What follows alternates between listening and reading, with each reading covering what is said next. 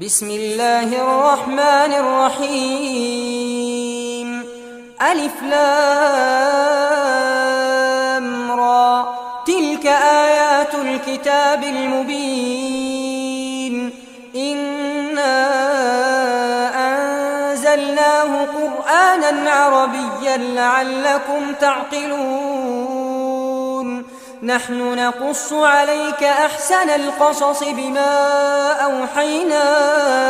إليك هذا القرآن وإن كنت من قبله لمن الغافلين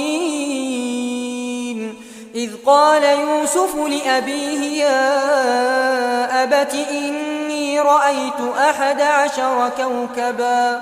والشمس والقمر رأيتهم لي ساجدين قال يا بني لا تقصص